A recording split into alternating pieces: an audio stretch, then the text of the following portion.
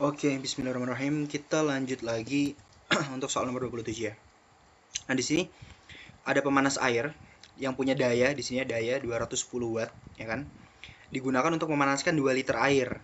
Ingat, kalau air 2 liter berarti masanya juga 2 kilo ya. 2 kilogram. Ini udah dibahas juga di kelas tadi. Nah, di sini massa jenis air 1000 kg per meter kubik ini sebenarnya bantuan aja untuk buat yang nggak hafal kalau 2 liter itu 2 kilo gitu ya. Makanya kalau kalian udah hafal, maka informasi ini sebenarnya nggak usah gitu ya. Kalian udah tahu kalau 2 liter itu sebenarnya 2 kilo. Nah, kalau jenis air di sini, C-nya itu 4200 Joule per kilogram derajat Celcius. Perkirakan lama waktu yang diperlukan untuk kenaikan suhu sebesar 36 derajat Celcius. Ini kenaikan suhu ya, berarti adalah perubahan suhunya langsung udah dikasih tahu 36 derajat Celcius gitu. Nah, di sini kan ada pemanas air. Ini adalah pemanas listrik, ya kan? Jadi bentuk konservasi energi atau perubahan energi yang ada di sini adalah energi listrik, ya kan? Dipakai untuk memanaskan air. Berarti energi listriknya diubah jadi kalor, jadi Ki, ya kan? Nah, sedangkan kalian harus ingat bahwasanya hubungan daya dengan energi adalah daya itu kan energi per waktu.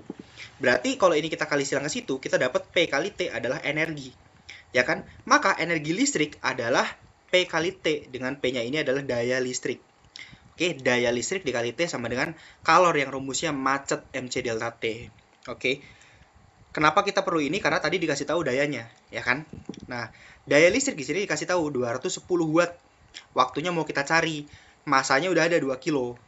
Kalor jenisnya 4200, ya kan? Perubahan suhunya 36. Nah, di sini bisa kita coba kerjakan. Di sini aku ganti warna, pakai hitam aja. 0 ini dicoret, ya kan? 21 dibagi 21 dapat 1. 42 dibagi 21 kan dapat 2. Karena masih ada telur 1, berarti 20, ya kan? Berarti T-nya adalah 2 dikali 20 dikali 36.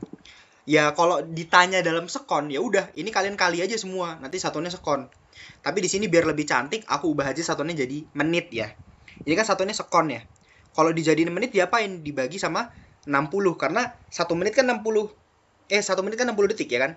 Berarti 2 dikali 20 dikali 36, aku bagi 60 biar agak cantik, biar hasilnya jadi menit. Gitu ya. Nanti ini telurnya aku coret. 6 sama 36 dapat 6 ya kan? Berarti 2 kali 2 4 dikali 6 dapat di sini 24 menit. Nah, ini. Hasilnya jadi lebih bagus. Kalau ini kalian kali gitu kan, nggak masalah. Kalau kalian mau kali 2 kali 20 kali 36 nggak masalah juga. Hasilnya tapi nanti agak gede ya kan. Jadi 1440 sekon gitu. Ini hasilnya kayak gini gitu. Jadi ya tergantung nanti optionnya atau pertanyaannya diminta dalam apa gitu ya. Ini juga boleh, ini juga boleh. Oke, lanjut ke nomor 28. Nah, nomor 28 ini udah aku ulang juga tadi waktu kita belajar di kelas ya. Di sini fungsi kerja logam adalah 2,2 elektron volt. Cahaya di sinari memiliki panjang gelombang lambda dan frekuensi F. Ingat bahwasanya energi yang diberikan foton itu sama dengan apa? W ditambah EK ya kan? W ditambah EK. Dimana ingat diagramnya yang aku udah jelasin tadi. Jadi kita kasih energi ke lempeng logamnya. Kemudian kalau energinya lebih besar atau seminimalnya sama dengan fungsi kerja, W-nya ini ya, W-nya fungsi kerja ya. Fungsi kerja. Fungsi kerja. Kalau minimal sama ya dengan fungsi kerja, maka elektron yang di sini akan lepas. Kalau yang diberikan bahkan lebih gede daripada fungsi kerjanya, ya, maka elektronnya akan lepas semakin cepat. Nah, nanti akan dikonvert jadi energi kinetik. Aku udah jelasin ini berkali-kali ya di kelas ya. Jadi, sekarang di sini kita ditanya nih, energi cahaya minimal ya kan yang diperlukan agar elektron lepas. Berarti seminimal-minimalnya ya kan energi foton itu harus sama dengan fungsi kerjanya dong. Ya enggak? Karena kalau nilainya sama, maka elektronnya baru bisa lepas. Oke, contoh misal di sini punya fungsi kerja, aku kasih contoh lagi ya, 100 joule. Kalau kita kasih energi foton 80 joule bisa lepas nggak? Nggak bisa, karena ini adalah syarat minimum. Jadi supaya dia bisa lepas, at least nilainya 100 joule ya kan, minimal gitu. Maka nilainya W. Dan ingat, fungsi kerja itu punya rumus ya kan, H dikali F0, di mana F0 ini adalah frekuensi ambang. Kalau nggak gitu HC per lambda, di mana C ini kecepatan cahaya, lambda ini adalah ini lambda 0 ya, yaitu panjang gelombang ambang gitu ya. Nah, di sini karena yang ditanya adalah energi cahaya minimal yang diperlukan agar elektron lepas dari logam, berarti kan seminimal-minimalnya tadi sama dengan fungsi kerjanya. Yang mana fungsi kerja udah dikasih tahu di soal. Itu berapa? 2,2 elektron volt. Tapi di sini diminta nih ubah elektron volt menjadi joule. Dan kalian harus tahu di sini udah ada datanya ya. Dan aku udah jelasin juga di kelas bahwasannya 1 elektron volt itu 1,6 kali 10 pangkat min 19 joule. Maka di sini diubah aja. 2,2 dikali 1,6 kali 10 pangkat min 19. Nah, nanti satuannya udah jadi joule sekarang. Gitu ya. Nah, 2,2 dikali 1,6 adalah 3,52 kali 10 pangkat min 19 joule. Ini adalah jawaban untuk yang nomor A. Oke ya. Nah, sekarang yang nomor B nih. Frekuensi cahaya minimal yang diperlukan agar elektron lepas dari logam. Nah, tadi kan udah dibilang ya, minimal at least ya, dia senilai dengan fungsi kerjanya atau energi ambang. Maka kalau kita mau cari frekuensi pakai rumus yang ini. W sama dengan HF 0 gitu ya. HF 0 gitu kan. W-nya udah punya nih tadi. Berapa nilainya yang ini? 3,52 dikali 10 pangkat min 19. Ya kan? Terus hanya 6,6. Nah, ini udah ada nih, hanya tetapan Planck, ya kan? 6,6 dikali 10 pangkat min 34 dikali F0. Ini yang mau kita cari. Nah, mungkin ini akan menjadi pertanyaan. Kak, perlu nggak sih ini? Kak, ini yang untuk yang fungsi kerja, kita pakainya yang mana sih yang dimasukin ke rumus HF ini? Apakah kita masukin yang ini, yang dalam joule, atau yang dalam elektron volt? Jawabannya yang dalam joule. Kenapa? Karena kalau ingat nih, di sini tetapan Planck di sini tuh satuannya dalam joule, maka di sini juga harus joule, nggak boleh di sini elektron volt gitu ya, maka harus sama gitu ya. Maka di sini nanti kalau kita hitung ini kali silang aja ke bawah ya, jadi 3,52 dikali 10 pangkat min 19 per 6,6 dikali 10 pangkat min 34. Ini frekuensinya ya. 10 pangkat min 34 bisa naik ke atas ya, nanti dia jadi positif. Nah, yang pertama kita hitung dulu ini ya, 3,52 dibagi sama 6,6 ya. Hasilnya itu sekitar 0,53. Ya kan, ini 10 pangkat min 19. 10 pangkat min 34 naik ke atas jadi 10 pangkat 34. F0 gitu ya. Ini dicoret nih dapat 15 sisanya kan. Gitu, sisanya 15 berarti 0,53 dikali 10 pangkat 15. 15 ya, F0. Atau kalau mau dirapiin lagi hasilnya berarti 5,3 dikali 10 pangkat 14. Itu F0-nya, satuannya Hertz karena frekuensi. Gitu ya. Nah, ini adalah hasilnya tadi 5,3 kali 10 pangkat 14 Hz. Nah, yang C ini sama yang ditanya, panjang gelombang yang diperbolehkan agar elektron lepas. Berarti yang ditanya apa? Lambda nolnya, gitu ya. Berarti ya udah dimasukin aja. W sama dengan HC per lambda. W-nya tadi berapa? 3,52 ya kan, dikali 10 pangkat min 19 hanya 6,6 dikali 10 pangkat min 34 ya kan. C-nya 3 dikali 10 pangkat 8 per lambda. Nah, ini tukeran tempat aja ya dua orang ini ya. Itu lambda sama 3,52 ini, maka lambdanya dapat 6,6 dikali 10 pangkat min. Ini berapa yang tadi ya? 34 ini ya. Bentar, 34 ketinggalan. Dikali 3 kali 10 pangkat 8 per 3,52 dikali 10 pangkat min 19.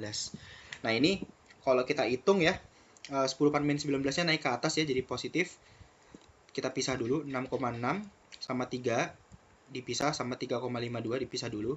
Nah, yang 10 pangkatnya dikumpulin sendiri. 10 pangkat min 34. Ini 10 pangkat 8, 10 pangkat 19 gitu ya. Maka di sini kita punya berapa tuh berarti?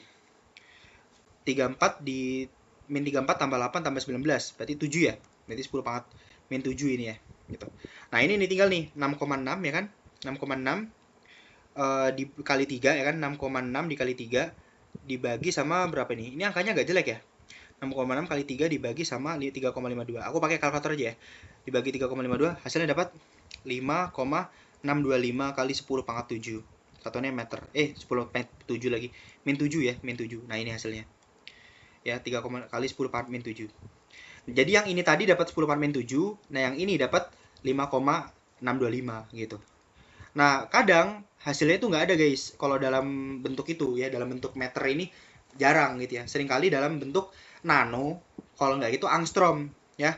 Ini aku coret yang ini aja ya, ini aku hapus lagi ya, aku hapus. Kalian kalau mau yang mau nge-screenshot jawabannya tinggal diputar ke belakang aja gitu ya. Ini aku hapus aja karena nggak muat ya.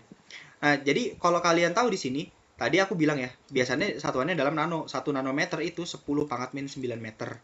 1 angstrom, A ada kepalanya di sini 0 ya, itu 10 pangkat min 10 meter. Nah, tadi di sini lambdanya, kita punyanya kan segini ya, lambdanya. Lambdanya tadi berapa? 5,625 dikali 10 pangkat min 7. Nah, kalau kita mau ubah ke nano, berarti kan kita kali 10 pangkat min 2, terus bawahnya juga kita kali 10 pangkat min 2, biar ini nanti jadi 10 pangkat min 9. Kenapa kita kali ini? Ya ini nggak, kalau nggak kita kali ini kan nggak masalah juga, ini kan 1 ya kan? Gitu. Jadi nanti di sini 5,625, ya kan? Nanti jadi 10 pangkat min 9, 10 pangkat min 2-nya naik ke atas. Jadi 10 pangkat 2. 100 ini kan, kali yang ini. Jadinya 562,5, 10 pangkat min 9-nya berubah jadi nanometer. Nah, gitu. Jadi 562,5 nanometer. Ini lebih bagus hasilnya, gitu ya. Perihal hitung-hitungan ini, ya kan, hitung-hitungan ini aku udah jelasin bolak-balik juga di kelas gitu ya. Kalau masih ada yang bingung silahkan PC aku aja, oke? Nah, ini nomor 29 ya. Kompor listrik bertuliskan 400 watt 220 volt. Berarti di sini ada dayanya udah 400 watt. Kemudian udah ada tegangannya 220 volt, ya kan? Digunakan untuk memanaskan air 500 gram. Masanya 500 gram. Oke. Ini 500 ya, 500 gram atau 0,5 kilo ya kan. Dari 10 sampai 60, berarti perubahan suhunya dikasih tahu nih. 10 sampai 60 berarti perubahan suhunya berapa? 50 derajat ya kan. Kalau jenis air C-nya 4200 Joule per kilogram derajat Celcius, maka berapa lama waktu ya kan. Nah, di sini kan sama konsepnya kayak soal-soal yang tadi ya, yang di awal tadi ya. Energi listrik ya kan diubah jadi kalor, yang mana kita tahu daya sama energi hubungannya adalah P sama dengan E per T. Maka di sini kita tahu E itu P kali T kan. Ya nggak? Ini kita kali silang ke situ aja kan T-nya. Maka di sini kita bisa tulis nih energi listrik sebagai daya listrik, ya kan? Dikali waktu sama dengan kalor. Kalornya apa? Macet. MC delta T ya kan? Daya listriknya di sini adalah berapa nih daya listriknya? 400, ya kan? Waktunya mau ditanya. Masanya berapa? 0,5. Di sini berapa C-nya? 4200. Dikali delta T-nya berapa? 50 derajat Celcius ya kan. Nah, ini tinggal dihitung aja nih. Berarti 0,5 sama 50 kan 25 ya gitu. Nah, berarti 25 aku kali aja sama 4200 gitu ya, 4200. Maka di sini dapat 105,000 gitu ya. Ini 400T. Maka T-nya tinggal 105,000 dibagi aja sama 400 ya kan. Telurnya coret 2. 1050 dibagi 4 berapa tuh? Dibagi 4 ya. 1050 dibagi 4. Hasilnya aku pakai kalkulator aja dapat 262,5 sekon. Nah, ini waktunya gitu ya. Gitu. Sebenarnya nggak terlalu sulit ya, ini konsepnya sama-sama aja kayak yang tadi gitu. Oke, kita geser ke nomor 30. Nah, ini juga udah sempat kita bahas di kelas ya. Sebuah pabrik membuang limbah ke sungai dengan debitnya, di sini ada debitnya berapa? 0,1 meter kubik per sekon. Limbah tersebut mengandung logam berat timbal, konsentrasi di sini kasih tahu konsentrasi berapa tuh? 5 mg per liter. Berapakah laju pembuangan timbal ke sungai dalam kilogram per hari? Nah, ini kalau kita lihat di sini kan ini meter kubik satuannya siapa? Satuannya volume. Sekon satuannya siapa? Satuannya waktu. Berarti kan volume bagi waktu. Ya kan? Sedangkan ini 5 mg satuannya siapa? Miligram satuannya massa. Liter satuannya siapa? Satuannya volume. Ya kan? Sedangkan yang ditanya di sini adalah kilogram per hari. Kilogram satuannya massa, hari satuannya waktu. Berarti M per T. Kita ingin dapat bentuk M per T. Nah, M per T ini bisa kita dapatkan dari mana? Kalau dari info yang dua ini, ya sudah jelas. Berarti dari yang ini, M per V, kita kali sama V per T. Ya nggak? Yang mana nanti kalau dia kecoret, jadi M per T, ya nggak? M per T, ya kan? Nah, tapi gimana nih berarti cara ngalinya? Nah, ini harus teliti nih. Di sini, berarti tinggal kita kali aja kan. 5 mg per liter dikali sama 0,1 meter kubik per sekon. Diubah dulu meter kubiknya sama liter biar sama. Aku ubah aja ke liter biar gampang ya. Liter ini berapa? Liter itu kan dm pangkat 3, ya kan? Nah, kalau kita tahu meter ke dm pangkat 3 kan cuma turun 1. Ya kan? Berarti dikali 10. Tapi jangan lupa karena dia pangkat 3 dipangkatin 3 gitu ya. Jadi di sini nanti 5 mg liter itu tadi dm pangkat 3, ini 0,1 dikali 10 pangkat 3 ya kan? Meter pangkat 3-nya jadi dm pangkat 3. per sekon gitu kan. dm pangkat 3 nya bisa dicoret ya kan. Ini tinggal 0,1 dikali 1000 kan 100 ya kan. 100 kali 5 berarti 500 miligram per sekon. Nah ini tinggal di convert aja miligram ke kilogram.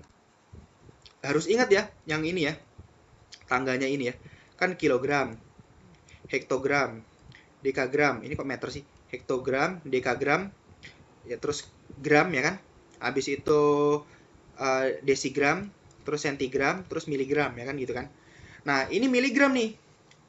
Sedangkan di sini mintanya kilo, berarti naik berapa tuh?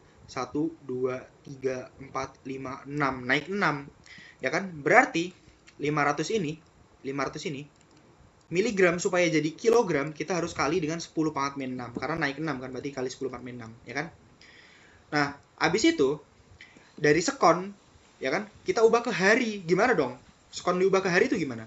Nah kalian harus tahu satu hari itu kan 24 jam ya kan, sedangkan 1 jam itu adalah 3600 detik atau 3600 sekon ya kan. Berarti 24 dikali 3600 berapa tuh? 3600. Kalau dikali 3600 berarti satu hari sama dengan 86.400 sekon. Kalau ini aku kali silang ke bawah, maka aku punya 1 per 86.400 hari, ya kan? 1 per 86.400 hari sama dengan 1 sekon. Maka sekon yang ini bisa aku ubah jadi yang mana? Yang ini kan, supaya jadi hari satuannya kan. Per 1 per 86400 hari gitu kan. Nah, ini bisa naik ke atas nih, karena kan seper ya. Jadi, hasilnya 500 dikali 86400 kali 10 per min 6, satuannya kilogram per hari. Ya, kilogram per hari. Nah, ini tinggal kita hitung aja nih. Ini kan telurnya 2, ini 2, berarti 4 kan. Coret sama min 6 masih sisa min 2, ya kan?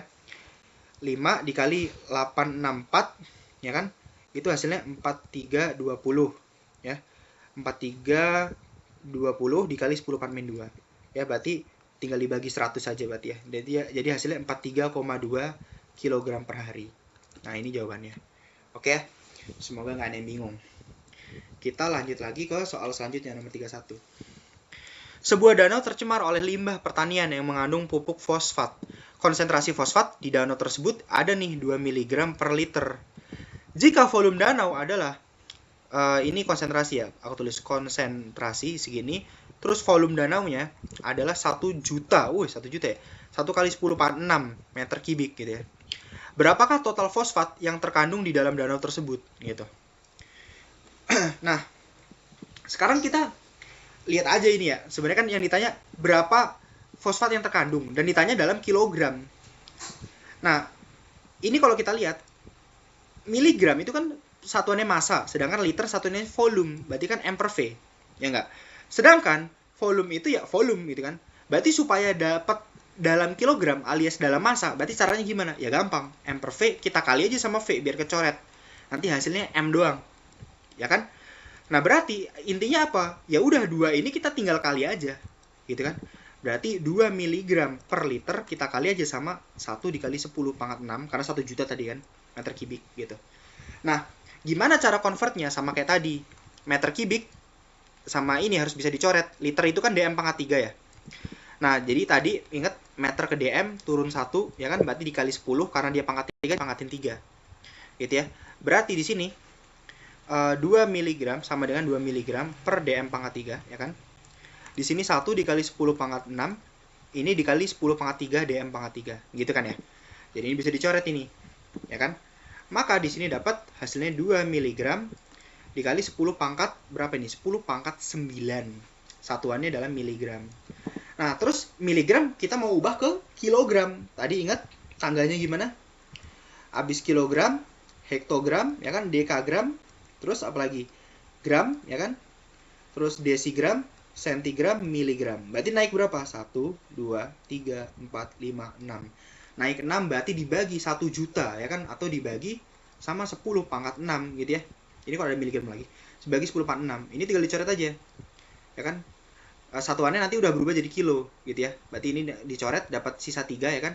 Berarti 2 dikali 10 pangkat 3 kilogram atau 2000 kilogram. Ini jawabannya gitu ya. Jadi tinggal di-convert aja gitu ya. Ini tinggal diubah-ubah aja gitu satuannya. Sama kayak soal nomor 31. Oke, sekarang nomor 32. Cepat rambat gelombang di air laut dipengaruhi oleh kedalaman air. Di daerah pantai yang dangkal, cepat rambat gelombang dapat melambat akibat gesekan dengan dasar laut. Jika panjang gelombangnya, berarti lambdanya di sini 10 meter dan frekuensinya 0,2 Hz, ya kan? Berapakah cepat rambat gelombang di air tersebut? Nah, ini simple ya. Sebenarnya cepat rambat gelombang atau V, velocity, itu adalah lambda dikali frekuensi. Ini rumus yang pakem udah. Ya, jadi tinggal dipakai aja. Lambdanya 10, frekuensinya 0,2. Ya udah dapat 2 meter per sekon, gitu ya. Itu jawabannya. Sekarang nomor 33. Nomor 33 gimana nih? Sebuah sungai tercemar oleh tumpahan minyak. Minyak tersebut membentuk lapisan tipis di permukaan air. Jika luas permukaan tumpahan minyak adalah 1 km ini ya, 1 km kuadrat ya. Berarti ini luasnya ya kan? Dan tebalnya 1 mili gitu. Jadi tebalnya 1 mili. Jadi dia bentuknya tabung gitu kan. Ini tebalnya 1 mm, sedangkan luasnya adalah 1 km kuadrat. Berapakah volumenya? Ya, volume kan simpel. Volume kan apa? Luas alas kali tinggi kan. Luas alasnya berapa? 1 km kuadrat ya kan. Tingginya berapa? 1 mm. Nah, tapi mintanya dalam liter. Ingat liter itu apa? dm pangkat 3. Berarti ya udah diubah aja semuanya ke dm gitu ya. Nah, ini aku bikin gini aja biar nggak bingung. Bikin tangga lagi. Ya kan? Kilometer. Ini kenapa kebanyakan? Kilometer, ya kan? Hektometer. Terus dekameter, ya kan? Meter. Terus desimeter, sentimeter, milimeter gitu ya. Nah, pertama kilometer dulu kita ubah ke dm. Turun berapa? 1, 2, 3, 4. Turun 4. Berarti dikali 10 pangkat 4. Tapi karena dia kuadrat, dikuadratin. Jadi 10 pangkat 8 gitu ya. Berarti 1 dikali 10 pangkat 8. Satuannya udah jadi dm pangkat 2. Milimeter diubah aja. Berarti naik berapa? 1, 2. Berarti dikali 10 pangkat min 2. Karena dia naik kan. Jadi 1 dikali 10 pangkat min 2. Satuannya dm. Gak usah dikuadratin karena dia kan pangkat 1 di sini kan. Maka di sini dm kali dm berarti kan jadi dm pangkat 3. 10 pangkat 8 ya kan sama 10 pangkat min 2 dapatnya 10 pangkat 6. Jadi bisa dibilang yang tumpah berapa? 10 pangkat 6 atau 1 juta dm pangkat 3 atau 10 pangkat 6 liter gitu ya. Oke. Nah, kemudian nomor 34. Sebuah instalasi pengolahan air limbah IPAL memiliki efisiensinya 80%. Ya kan? Dalam menghilangkan kontaminan dari air limbah. Nah, di sini air limbahnya yang masuk ke IPAL, dia punya konsentrasi kontaminan 100 mg per liter. Berapakah konsentrasi kontaminan pada air limbah yang keluar dari IPAL? Nah, jadi instalasi pengolahan limbah ini, dia punya efisiensi dalam menghilangkan kontaminan itu sekitar 80%. Jadi 80% kontaminannya itu hilang. Ya kan? Jadi dari air limbah yang kumannya banyak ya kan, di 80%-nya dihilangin gitu ya.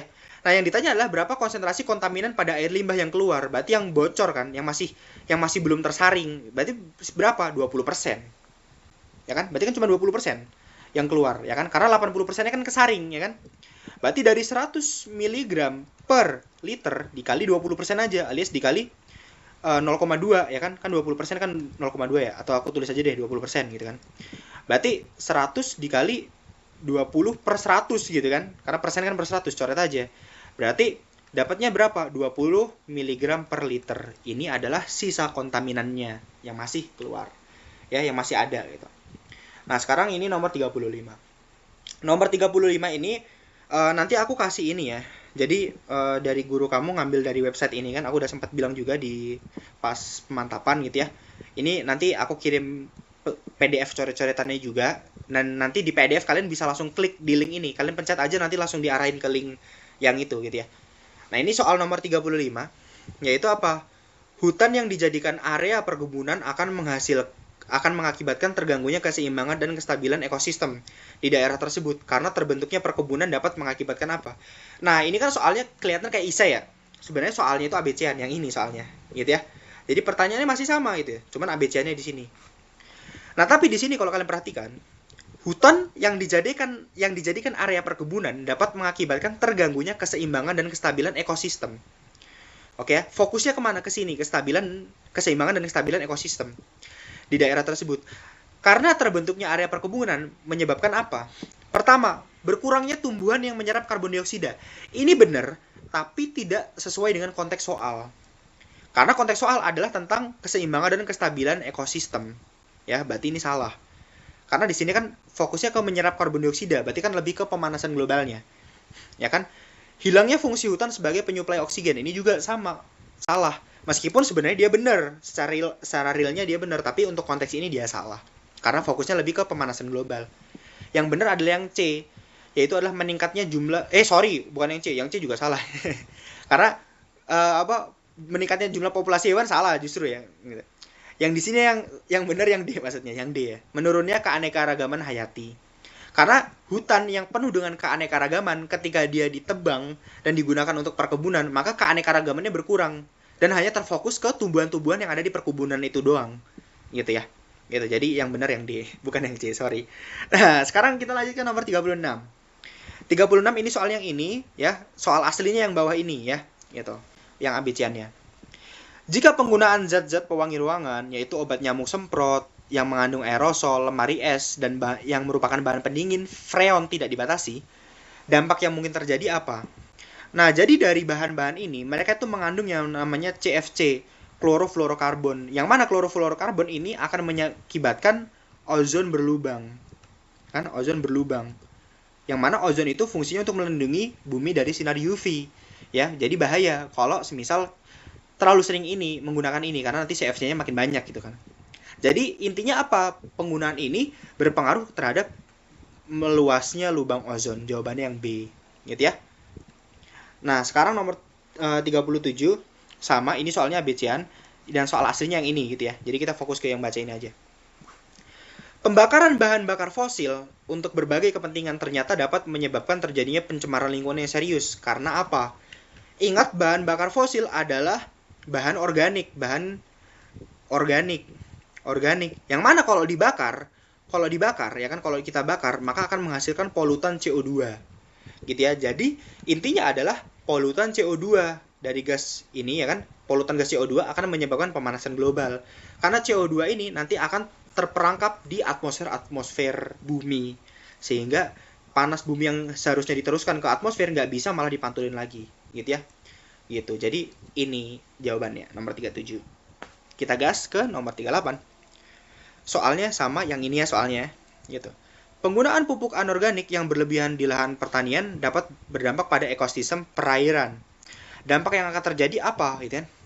Kalau pupuk-pupuknya itu semakin banyak, maka dia akan memicu populasi alga. Maka alga atau banyak ya yang tumbuhan yang ada di danau ya, yang di perairan itu akan tumbuh secara pesat gitu ya. Jadi ini jawabannya. Oke. Nomor 39 ini apa nih? Pembakaran bahan bakar fosil. Ini ya soalnya. Pembakaran bahan bakar fosil untuk berbagai kepentingan ternyata dapat menyebabkan terjadinya pencemaran lingkungan yang serius. Nah, soalnya ini sama kayak yang ini, stopnya sampai sini. Nah, untuk soal yang dikasih guru kalian ditanya, sebabnya apa?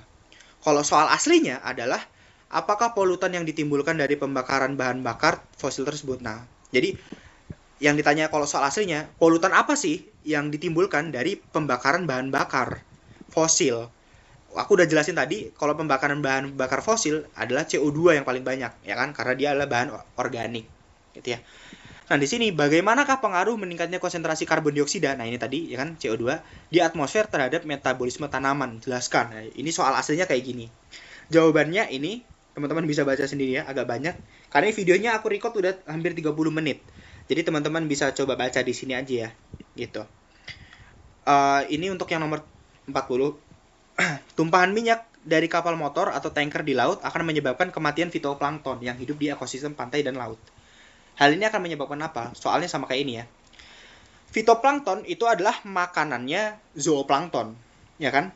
Jadi kan fitoplankton itu makanannya zooplankton. Kalau fitoplanktonnya mati, maka rantai makanannya nggak bisa gerak, ya kan? Maka si zooplankton nggak bisa makan. Akhirnya apa? Populasinya menurun. Jadi yang D, penurunan populasi zooplankton. Gitu ya.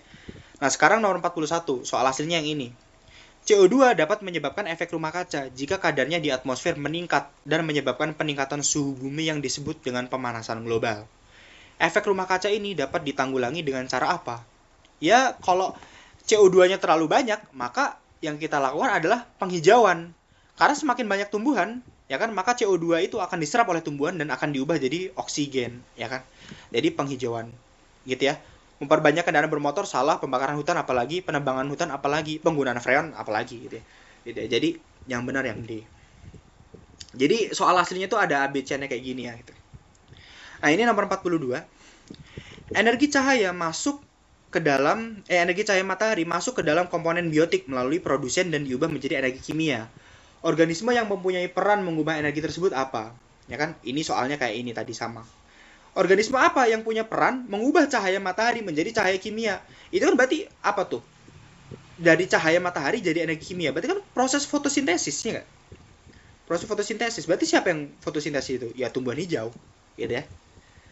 Nah, sekarang kita nomor 43. Nah, 43 ini gimana nih? Tingkat pencemaran pada masa sekarang, ini soal aslinya ya, aku baca aja yang soal aslinya. Tingkat pencemaran pada masa sekarang relatif tinggi. Air sungai berwarna hitam dan berbau busuk. Udara menjadi tidak segar dan kesuburan tanah menurun. Oke. Perubahan lingkungan ini menyebabkan kerusakan pada lingkungan. Cara berikut diharapkan dapat memperbaiki kesuburan tanah di wilayah tersebut. Oke. Nah, kita lihat konteksnya apa di sini? Adalah pencemaran sekarang ini relatif tinggi, ya kan? Air sungainya hitam busuk, ya nggak? Udaranya nggak seger dan kesuburan tanah menurun. Oke? Nah, kira-kira gimana cara memperbaikinya? Lebih disiram dengan air sungai? Enggak. Tidak membuang sampah dalam perairan, itu benar, gitu ya? Karena sampah lah yang membuat ya semuanya jadi ini ya, jadi berantakan ya gitu. Karena dengan adanya sampah gitu kan, kita memberikan apa ya namanya istilahnya, limbah-limbah ya kan ke lingkungan, dan itu yang membuat udaranya jadi nggak segar, air sungainya jadi hitam busuk ya kan, kesuburan tanah menurun gitu ya. Jadi kuncinya apa? Ya udah, tidak membuang sampah ke dalam perairan gitu ya. Nah, nomor 43 soal aslinya ini, tingkat pencemaran pada masa sekarang relatif tinggi. Bukan. Ini soal ini ya. Ini apa? Wait. Ini adalah soal tipe lainnya tadi. Soal tipe lainnya yaitu soal tentang cara kita memperbaiki lingkungannya. Ya, cara memperbaiki lingkungannya. Sedangkan yang dikasih kisi-kisi sama guru kalian adalah ini. Akibat dari perubahan lingkungan tersebut. Akibatnya. Oke ya. Kalau cara menanggulanginya yang ini tadi, tidak membuang sampah ke dalam perairan. Sedangkan untuk cara menanggulanginya adalah soal aslinya yang ini. Oke ya. Nah, kita sekarang coba baca. Tingkat pencemaran pada masa sekarang relatif tinggi. Sama kayak tadi ya. Airnya hitam busuk, udara nggak seger, dan kesuburan tanah menurun. Perubahan lingkungan ini dapat mengakibatkan kerusakan pada lingkungan. Akibat dari perubahan ini adalah apa? Gitu ya. Yang jelas adalah keseimbangan alam terganggu. Gitu ya. Karena kalau ini jelas nggak mungkin ya, kesejahteraan manusia meningkat ini salah. Ya kan, produksi organisme di sungai meningkat juga salah, gitu ya. Penyakit karena virus merajalela ini terlalu jauh konteksnya, gitu ya. Karena fokusnya di sini adalah pencemaran lingkungan. Berarti masalahnya adalah tentang lingkungan, gitu ya. Gitu. Nah, sekarang nomor 44. Eceng gondok merupakan tanaman air yang berperan sebagai produsen pada ekosistem air tawar. Pada kondisi tertentu, perubahan tanaman ini menjadi sangat pesat karena adanya limbah dari pupuk tanaman yang terbawa aliran air sungai, sehingga dapat menyebabkan apa? Gitu ya, di sini. Nah, jadi gini, enceng gondok itu kan kalau di air kan kayak gini ya. Kalau ada enceng gondok, maka cahaya matahari itu akan tertahan, ya enggak? Ya, cahaya matahari akan tertahan. Itu yang pertama, ya kan? Cahaya matahari akan tertahan. Dan yang kedua adalah kalau enceng gondoknya itu terlalu banyak, ya kan? Maka jumlah oksigen yang ada di dalam air, ya kan? Itu akan berkurang, ya kan? Karena dipakai gitu ya, karena tertutup oleh enceng gondok gitu ya. Karena berarti jawabannya yang C gitu ya.